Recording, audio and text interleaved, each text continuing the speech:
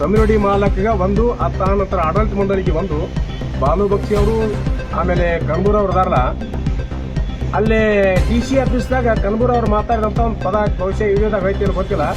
ಅಲ್ಲಿ ಕನ್ಬೂರ್ ಅವ್ರು ಮಾತಾಡ್ತಾರೆ, DC ಅವ್ರಿಗೆ ಹೇಳ್ತಾರೆ, ಸರ್ ಇವರು ಮುದೋಳ್ ಹೋರಾಟಗಾರರು FRP ದರ ಎಂದೂ ತಗೊಂಡಿಲ್ಲ, ಅವರು ತಗೊಳ್ದಿಲ್ಲ, ಅದೆಲ್ಲ ಗೊತ್ತೈತೆ ನಮಗೆ.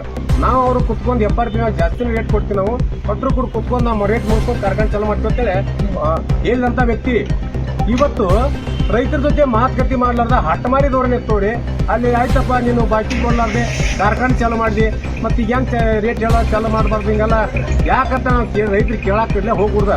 ಇನ್ನೂ 1 ಕಿಲೋಮೀಟರ್ ಆಚೆ ಇದ್ವಿ ರೈತರು, ನಾವು ಅಲ್ಲಿ ಬೆಂಕಿ ಹಚ್ಚೋದು ಕಲ್ಲು ಇದು ಯಾಕೆ ಬಿಡ್ತೀರಿ? ಪೊಲೀಸ್ನವ್ರ ಗಾಡಿ ಹೊರಟೋದು ಯಾರಿಂದ ಇದನ್ನ ತೆಗಿರಿ, ಅದನ್ನ ಯಾವ ಫೋಟೋ ಕೊಡಿ, ಇದನ್ನ ತೆಗಿರಿ, ಯಾರ ಕಲ್ಲಿಂದ ಎಲ್ಲಿ ಬಿತ್ತದು ಪೊಲೀಸ್ನವ್ರಿಗೆ ಬಾರಿಕೆ ಹಚ್ಚಿಡಿ. ಎಷ್ಟು ಜನ ಐತಲ್ಲ ಫೋಟೋದ ನೋಡಿರಿ. ಸರ್ಕಾರಗಳು ಅಧಿಕಾರಿ ಇದ್ದವರು ಆ ತಪ್ಪು ಮಾಡಿದ ವ್ಯಕ್ತಿಗಳನ್ನ ತಕ್ಷಣ ಜೈಲ್ಗೆ ಹಾಕ್ಬೇಕಾಗಿತ್ತ, ಕೇಸ್ ಹಾಕ್ಬೇಕಾಗಿತ್ತಲ್ಲ.